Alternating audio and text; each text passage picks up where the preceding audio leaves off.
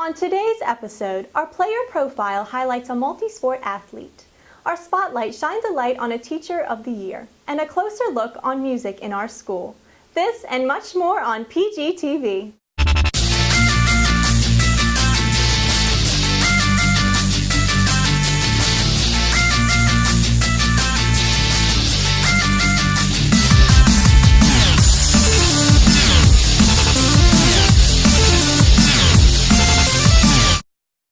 Welcome, Royals. I'm Becky Schumar. And I'm Virginia Kendall. Today is Thursday, March 20th. Now for the headlines.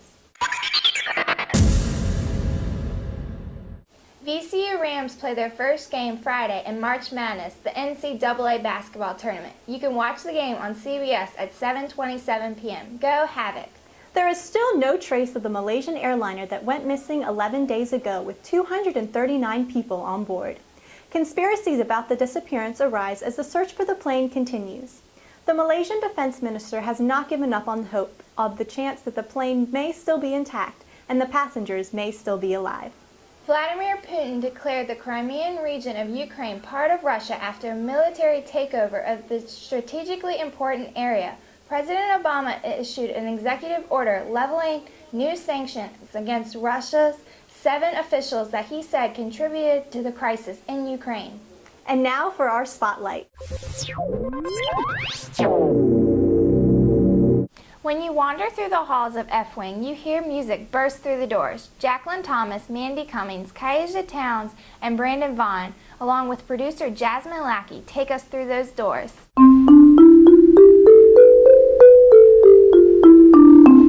Hi, I'm Mandy Cummings from PGTV News. March is National Music in Our School Month. We take a look on how music has affected students and teachers within our school.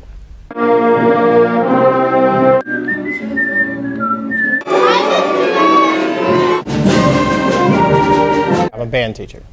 I'm a tuba player. I'm a bari sax player. I sing tenor. I'm a trombone player. I'm a bass clarinet player. I sing alto. I'm a violin player. I'm a clarinet player. I sing soprano. I'm a flute player. I'm a trumpet player. I am a baritone player. Schools with music programs have an estimated 90.2% graduation rate and 93.9% attendance rate compared to schools without music education. It's had a huge impact on my life, obviously. Not only do I teach and perform as basically my bread and butter, but almost everybody I've ever met or had any dealings with, or just everybody that I've ever known loves music. I've just made so many friends, just everlasting bonds with people that still get on your nerves, but they're like your family, and everyone's there for each other. It's great. And I mean, music just calms me down when I'm angry, and it makes me feel better when I'm upset. So without music, I would just feel lost. So I started singing in my church choir, and then in middle school, I got into band, so then I was hooked then. And ever since that, I've been jumping between choir and band. Both classes have opened my eyes to a whole new world of music. That's all I ever think about today is music all day, every day.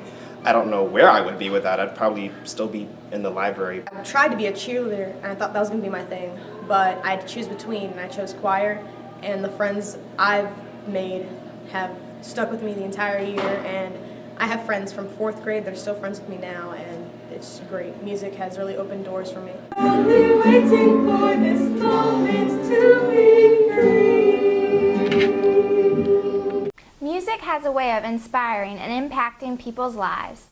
On Tuesday after school, Prince George High School's Teacher of the Year was announced. Virginia Kendall, Ashley Mosley, and producer Jesse Honecker covered this exciting moment. Every year, teachers nominate one of their peers to be Teacher of the Year. Let's find out who this year was given that honor. Our Prince George High School Teacher of the Year, and so I would please ask Beth Anderson if she could please come up here.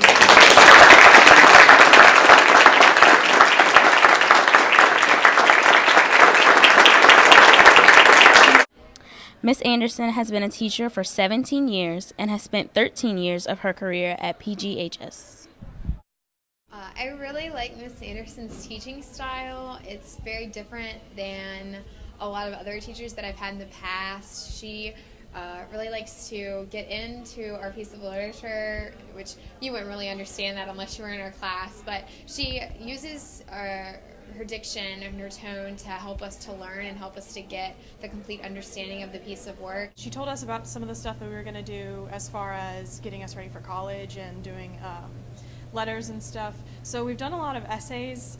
We definitely have done a lot of essays, and we built up like a portfolio kind of what we're going to, like a letter of intent and all that stuff that we can actually send to colleges. As an English teacher, I have to focus on the curriculum, but I think the fact that we really try to make connections to life and to things that are practical in their lives, certainly skills like writing, but I also like to make sure that they are comfortable communicators, not only in the written word but orally, and that they understand rich ideas and how to think critically about the world around them.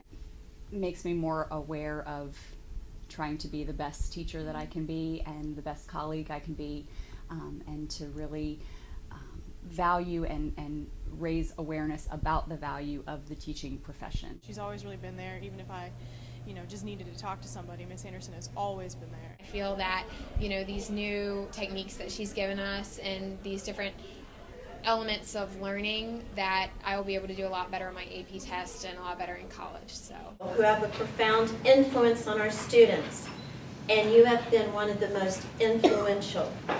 You are here every day not just to make our students better students, but you make them better people, and for that we thank you.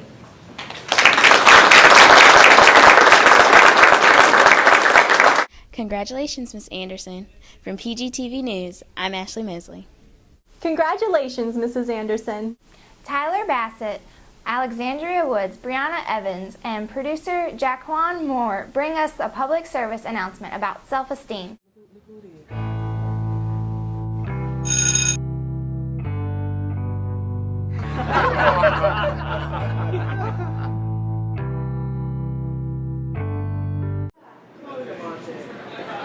Would you like to sit with us? Yes. Smile. Laugh. And don't let others change your opinion of you. Keep in mind, through high school, a positive attitude and great self-esteem will help make your days a little better. Recently, College Board has announced that they are going to change the format of the SAT in 2016. Virginia Kendall, Jesse Honecker, and producer Ashley Mosley bring us more information. Have you taken the SAT yet? Well, in 2016, major changes will be coming to the SAT.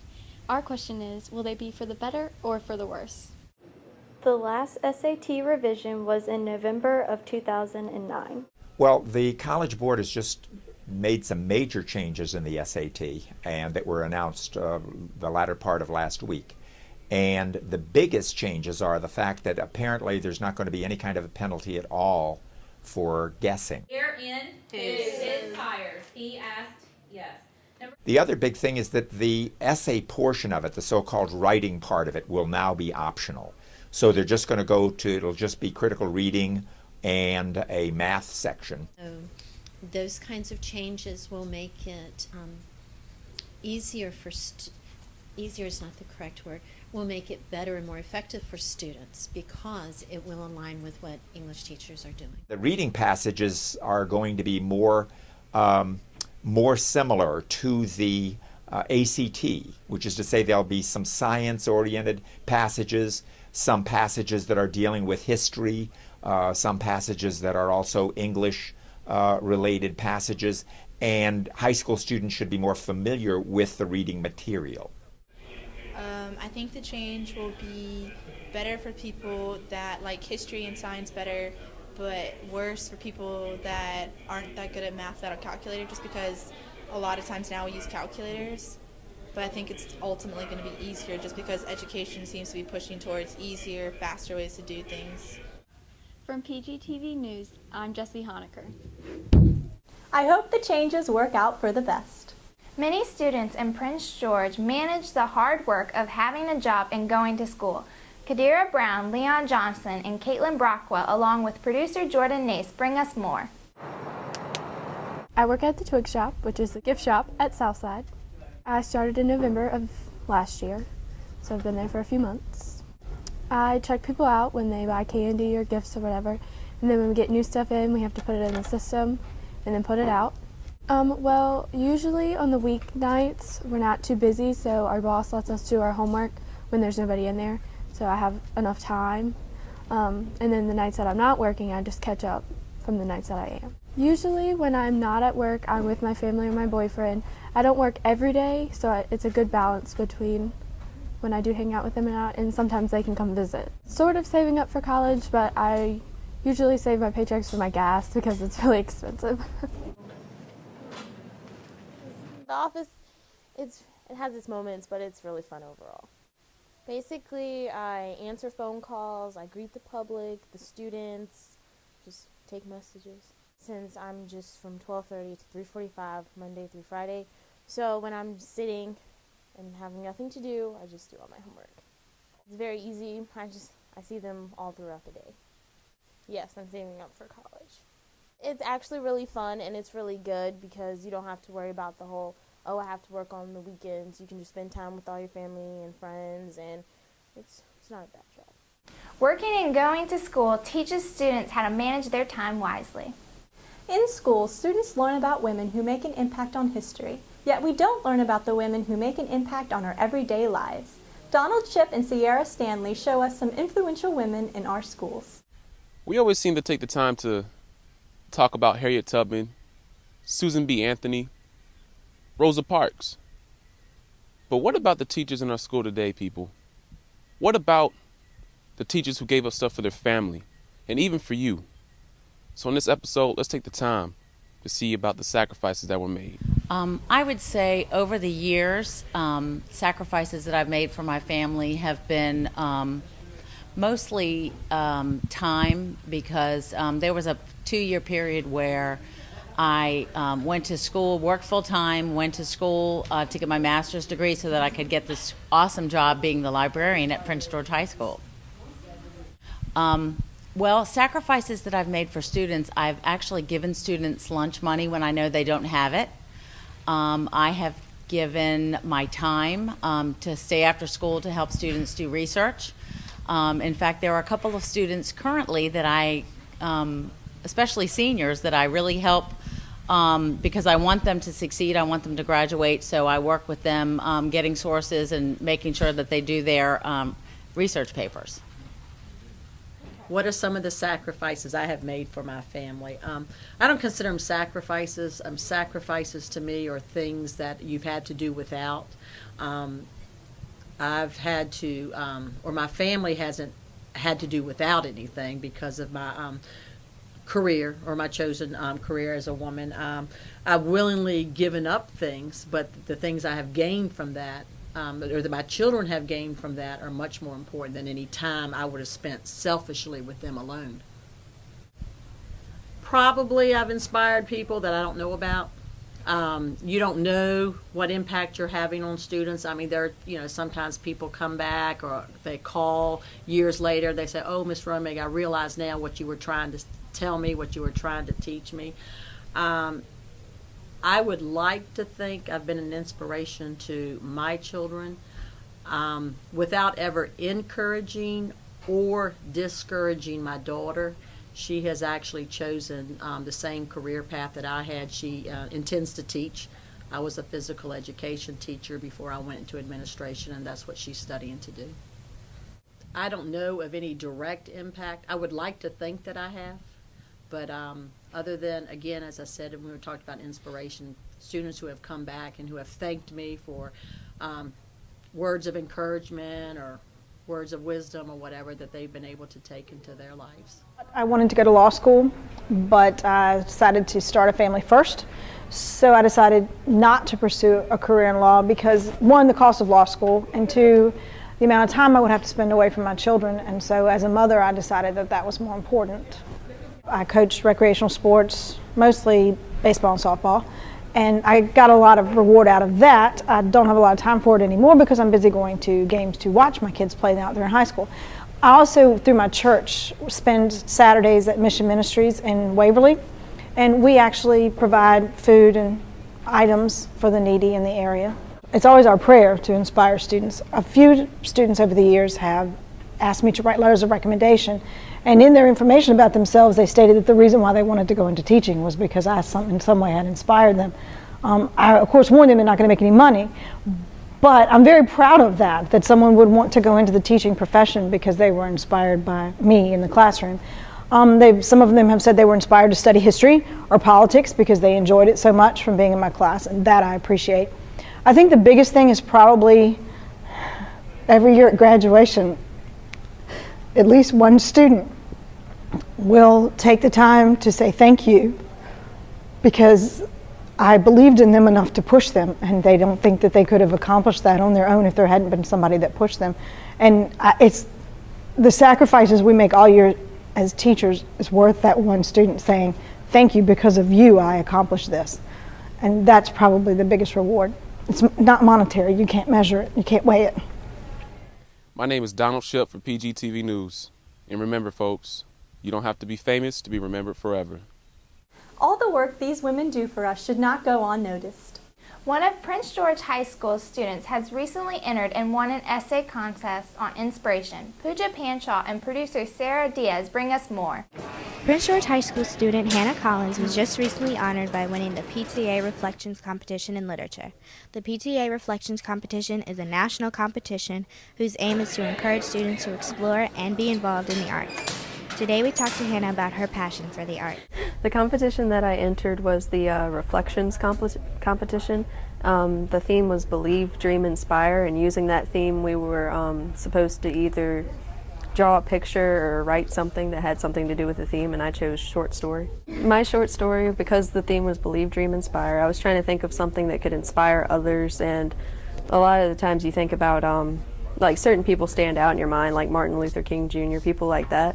So I chose to write about a pilot who actually was paraplegic and wanted to become a pilot, but you know you have to use your legs for everything. So I made this short story about him designing his own sort of plane that he could actually fly in and actually soar above the clouds, inspiring others, believing and dreaming in himself. My passion for writing probably started at a young age when one of my teachers actually entered me into a national competition, which I did not win, unfortunately, but it did start an interest in writing for me, and I've been writing ever since.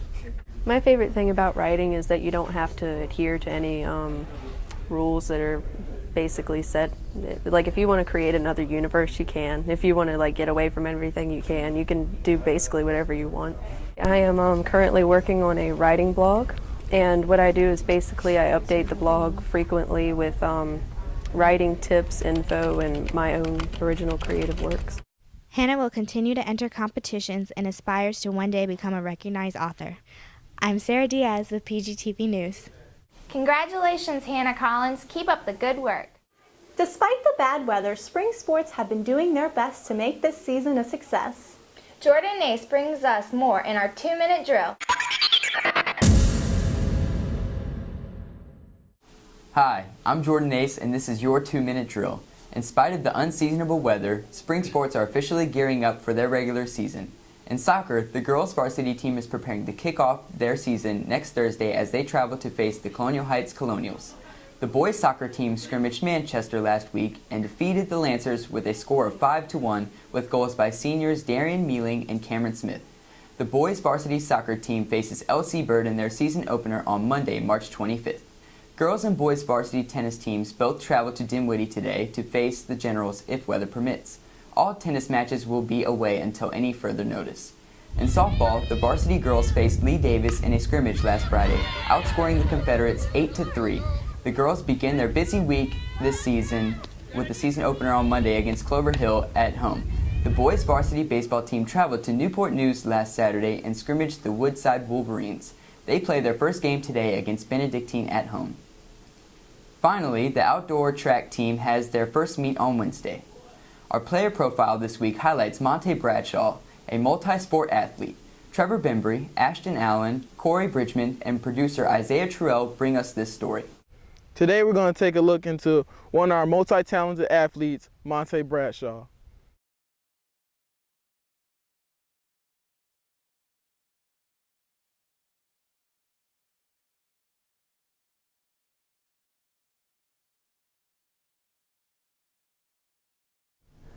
You know, the thing about Monte, obviously, he's a gifted athlete. But the thing that sticks out to me the most is he just loves competing, just loves the game. He has so much fun doing what he's doing, and really when you got a young man who does that, he makes the people around him want to do the same. He finds a way to make practice. Some people can consider it a grind. He finds a way to get after it every day and have a good time with it. So the joy that he brings, the love that he has in the game is the thing that sticks out to me the most. Monte is a very unique individual. He's a very good athlete. He's dedicated to, his sport. Again, coming from other sports, the more sports a person can play, obviously, the more well-rounded they're going to be as an athlete. Team goes, the biggest quality he brings to the baseball team is just his athleticism. I like football more. It's just better. It's just fun. It's more exciting than baseball. Baseball can get really boring at times, and football is always on the go. Football, you got to lift, and baseball is just mainly agility stuff. With PGTV News, I'm Trevor Bembry. When watching sports, those who work behind the scenes are rarely recognized. Angelina Smith, Jordan Vick, and producer Chris McKay highlight one important team member. Hi, my name is Chris McKay, and I'm here at the Royals Fieldhouse as we take a look at the wrestling team manager, Caitlin Lambert. I love being a manager. As my third year doing it, it becomes my life for 3 months out of the year. Being a manager can sometimes get a little tense. When you're in the middle of a match and you and the manager are keeping score and something happens where your guy gets hurt because it's something that their guy did, that can cause some issues. I spend 3 months out of my life every single day with a bunch of teenage boys. Being a manager isn't all fun and games. There's a lot of time and work that goes into it. Clean the mats every day. I also keep score at matches. I also keep the stats for everybody, so I have everybody's records. Wash the singlets, which is the uniforms that they wear. I put the bags together with the singlets and the warm-ups together. As a wrestling manager, sometimes you have to go beyond your expected duties. I feed them. I give them Christmas presents every year. Did you know you could letter as a manager? I have lettered for managing. I got my letter my sophomore year, which is my first year managing, and I got a pin that says MGR for manager. Last year I got my first bar. This year I'm going to be getting my second bar for that. If you would like to be a manager on next year's team, talk to Coach Emery in the gym. Reporting for PGTV News, I'm Chris McKay. Behind-the-scenes players are just as important as those involved in the action. Once again, good luck to all spring sports, and make sure to come out and support your Prince George Royals. Now back to Becky and Virginia. That's all for today. If you have any comments or story ideas, please contact us at pgtvnews@gmail.com. Like us on Facebook or follow us on Twitter. I'm Becky Schumar. I'm Virginia Kendall. Have a great day, Royals.